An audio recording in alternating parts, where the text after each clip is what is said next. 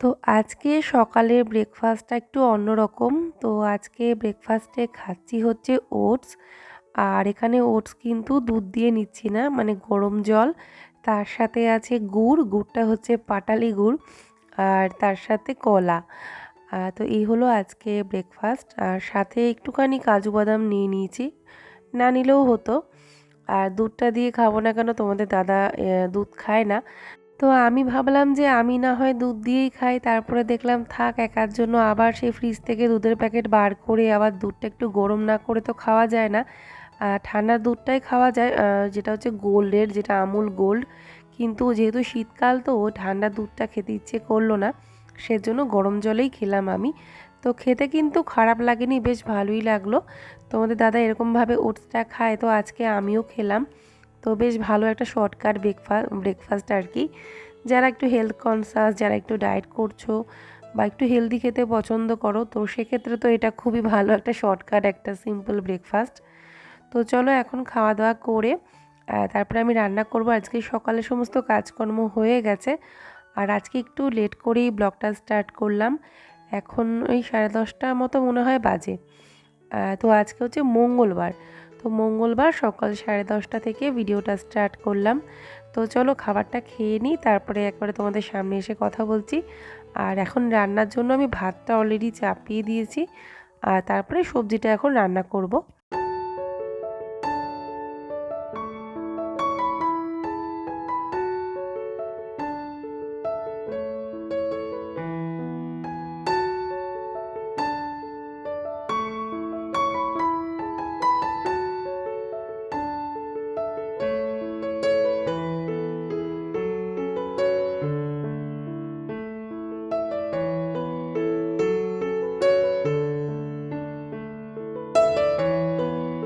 তো হাঁড়িতে জলটা প্রথমে বসিয়ে দিয়েছিলাম, তারপরে জলটা যেই দেখলাম একটুখানি ফুটতে শুরু করেছে, তখন আমি চালটা দিলাম। আর আমি যে ব্রেকফাস্টটা করলাম আর কি, ওটস আর কি, যেটা খেলাম, তোমরা চাইলে ওর মধ্যে কিন্তু অনেক রকম ফল দিয়েও খেতে পারো, যেরকম আপেল, মানে আমি তো শুধু কলা দিয়ে আমরা খেয়েছি। তোমরা আপেল দিতে পারো ওর মধ্যে, অন্যান্য যে ধরনের ফল পছন্দ তোমরা ওর মধ্যে দিয়ে খেতে পারো, ভালোই লাগবে। তো সেটা তোমাদের বলে দিলাম। তো চলো এখানে দেখো ভাতটা বসিয়ে দিয়েছি। আর এবারে আমি ব্রকলি তরকারি রান্না করব। তো আর এখানে একটু মাইক বাজছে, যেহেতু কালী পুজো, তো এখন তো জানোই, মানে অনেক বাড়িতেই এখন এই মাসে কালী পুজো হয়। অনেক আর কি, এমনি তো ক্লাবেও অনেক কালী পুজো হয় এই মাসটাতে। তো চলো রান্নাটাও করি, আর তোমাদের সাথে আগে একটু কথা বলে নিই। Hello everyone, good morning, welcome back to my channel. কেমন আছো তোমরা সবাই? আশা করি সবাই ভালো আছো, আমিও ভালো আছি। একটু শরীরটা খারাপ আর কি, ঠান্ডা লেগেছে, কাশি, এই আর কি। তো এখন আমি রান্না করছি। তো এখন থেকে আজকে ব্লগটা শুরু করলাম। এখন 11:15 বেজে গেছে। তো আমি স্নান করেছি, অনেকক্ষণ হয়ে গেছে, স্নান টান করে এসেছি, রান্না বান্না সব রেডি করে রেখেছিলাম, রান্নাটা চাপাইনি, এখন চাপালাম। মানে ভাত বসিয়ে দিয়েছি, ভাতটা হচ্ছে। আর এখন আমি ব্রকলিটা বানাচ্ছি আর কি, অলরেডি রান্না শুরু করে দিয়েছি, এখন 11:15 বাজে, রান্নাটা শুরু করে দিয়েছি আগে থেকেই। তো এখন থেকে ভিডিওটা স্টার্ট করলাম। আর আজকে কি কি রান্না করছি চলো তোমাদের আমি রান্নাঘরে গিয়ে দেখিয়ে দিচ্ছি। আর এখানে এসে কথা বলছি কেন, ওদিকে মাইক বাজছে, কালী পুজো, তো কালী পুজোর মাইক বাজছে। তো সেই গান বাজছে পাশাপাশি, একটা বাড়ির পরেই আর কি, তো সেই সাউন্ডটা আসছে। তার জন্য আমি দেখলাম যে এই ঘরে এসে কথা বলে ভিডিওটা শুরু করে নিই। ঠিক আছে, তো চলো দেখতে থাকো, আশা করি তোমাদের ভালো লাগবে। আজকের ভিডিওটা একটু লেট করে শুরু করলাম। রোজই তো একই টাইমে সকাল থেকে ভিডিও শুরু করি, তো ভাবলাম যে আজকে রান্নাবান্নার সময় থেকে ভিডিওটা স্টার্ট করব। ঠিক আছে বন্ধুরা, তো চলো, আমার স্নান টান হয়ে গেছে, সকালে কাজকর্ম তো সব সকালেই হয়ে গেছে। হ্যাঁ, আজকে ওই কাশি উঠে গেছিলো, সিলভারের হাঁড়িটা, সরি স্টিলের হাঁড়িতে যে ভাত রান্না করি ইন্ডাকশানে, সেই হাঁড়িটায় না ক্র্যাক ধরে গেছে, আমি বুঝতে পারিনি। তো ওটা ওই আমি জল ভরে রেখেছিলাম ভাত করার জন্য, দিয়ে ওই গ্যাসের পাশে রেখে দিয়েছিলাম স্ল্যাবের ওপরে। কিছুক্ষণ, অনেকক্ষণ পরে দেখছি কি যে ওই জায়গাটা না পুরো জল থই থই। আমি বুঝতে পারছি না যে জলটা কোথা থেকে আসলো। পরে ভাবছিলাম যে, আমি ডাউট করলাম যে মনে হয় হাঁড়িটা কি কিছু হলো নাকি। দেখি ঠিক তাই, হাঁড়িটা যখন আমি এদিকে নিয়ে আসলাম ইন্ডাকশানে ভাতটা বসাবো করে, তখন দেখি আবার হাঁড়ির তলায় জল ট্যাপ ট্যাপ করে পড়ছে হালকা, মানে এমনইভাবে ক্র্যাকটা ধরেছে বোঝা যাচ্ছে না। তো আমি একদম কাছ থেকে দেখলাম যে হ্যাঁ, হাঁড়িতে ক্র্যাক ধরেছে, স্টিলের হাঁড়িতে। তো হাঁড়িটা ঠিক করতে নিয়ে গেল তোমাদের দাদা, আর আমি এদিকে ভাত বসিয়ে দিয়েছি সিলভারের হাঁড়িতে, গ্যাসেই ভাতটা বসিয়েছি। আর রান্নাটাও করছি আর কি, রান্নাটা বসিয়েছে যে 11:30 সময় রান্না চাপিয়েছি। 1 ঘন্টার মধ্যে রান্নাটা কমপ্লিট করবো, দেখি হয় নাকি। বেশি কিছু তো রান্না করছি না। তো তো চলো এখন রান্না করছি, তোমাদের দেখিয়ে দিই আজকে কী কী রান্না হচ্ছে। তো দেখো এখানে শাক রান্না করব, যে শাকটা শিম বেগুন দিয়ে, এটা হচ্ছে মেথির শাক রান্না করব। আর তার সাথে হবে বেগুন ভাজা, আর এই যে ব্রকলি এখানে অর্ধেক অলরেডি ভাজা চাপিয়ে দিয়েছে, ওখানে ভাজা হচ্ছে। আর এই যে ব্রকলির আলু, আর এই যে এখানে ভাতটা হচ্ছে। হ্যাঁ, ভাতটা আজকে এইখানে বসে ভাত হচ্ছে,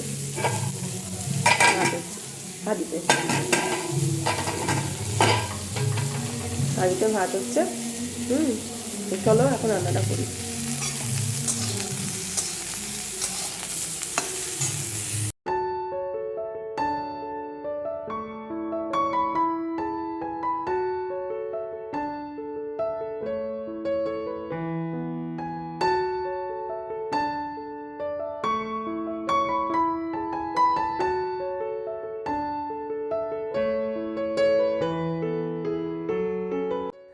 তো এদিকে এক বোতল জল ভরছি, এক বোতল না, দু বোতল মনে হয় জল ভরেছিলাম, কারণ খাবার জলের বোতল দেখলাম খালি হয়ে গেছে, তাই তাড়াতাড়ি ভরে রাখলাম।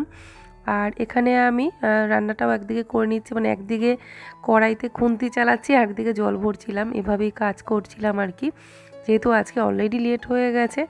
আর এমনিতেও শীতকালে দেখবে একটু গরম গরম খাবার খেতেই ভালো লাগে, ভাতটা গরম থাকবে, তরকারি ডাল এগুলো গরম থাকবে, সেটাই ভালো লাগে। তো সেই কারণে ক্ষতি নেই একটু রান্নায় দেরি হলে। আর আজকে এমনিতে একটু দেরি করেই রান্না চাপিয়েছি। আর ভাতটা এমনিতে তাড়াতাড়ি হয়ে যায়, এবারকার যে চালটা না তাড়াতাড়ি রান্না হয়ে যায়, সেজন্য গ্যাসে করতেও অসুবিধে নেই যে গ্যাস অনেকক্ষণ জ্বালিয়ে রেখে দিতে হবে ভাতের জন্য। তো যাই হোক, ওদিকে ভাতটা কিন্তু হয়ে গেছে, ফ্যানটা ঝরাতে দিয়েছি। আর এখানে এবার আমি মশলা কষিয়ে তরকারিটা করছি।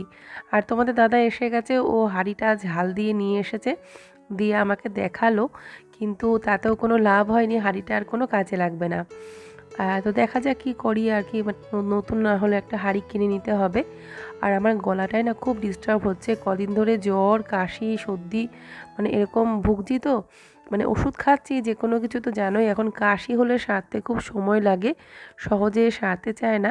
আর আমার কাশিটা এমনই, যেটা আমার মানে ভীষণ বাড়াবাড়ি হয় আর কি।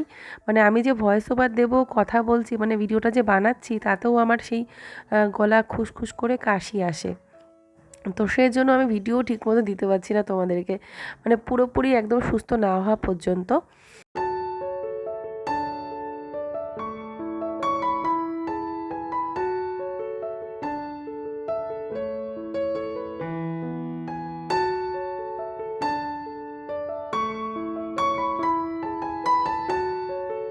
তো আমি সংসারের সমস্ত কিছুই, সেটা মশলার বোতল থেকে শুরু করে সব কিছু একটুখানি পারফেক্টভাবে সাজিয়ে গুছিয়ে রাখতে পছন্দ করি। তার জন্যই দেখলে যে মশলার তাকে বোতলগুলো 2-3 বার নাড়াচাড়া করে তারপরে রাখলাম, মানে একদম পারফেক্ট সাজিয়ে গুছিয়ে রাখাটাই পছন্দ করি, সেটা সব সময়ের জন্যই।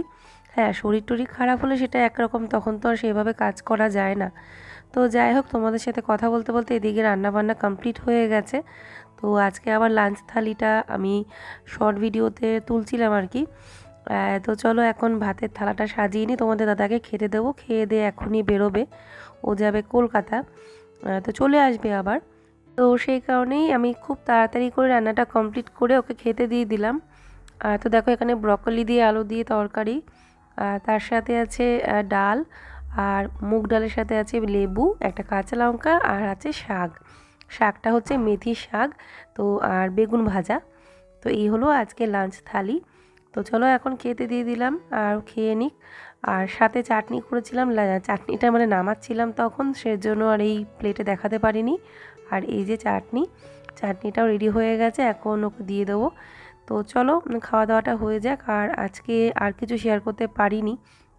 তারপরে গোপালকে স্কুল থেকে এনেছি, তারপরে এখানে কিছু গাছ আছে যেগুলো আজকে সকালে তোমাদের দাদা এনে দিয়েছিল, তো সেই গাছগুলো এখনও ঠিক করতে পারিনি। আর এখানে যে এই টবগুলো দেখছো, মানে গাছ লাগানোর যে ছোটো ছোটো যে টবগুলো, এগুলো আমি ফ্লিপকার্ট থেকে নিয়েছি, প্লাস্টিকের। দাম খুবই অল্প, দাম নিয়েছে খুবই অল্প, অফারে নিয়েছিলাম। এখানে কি কি গাছ এনেছে চলো তোমাদের দেখিয়ে দিই। তো এখন আমি গাছের ওই মাটি দিয়ে টব দিয়ে গাছ এখন রেডি করতে পারবো না, মানে এখন জাস্ট এই খুলে একটুখানি মানে খোলা জায়গায় রেখে দেবো।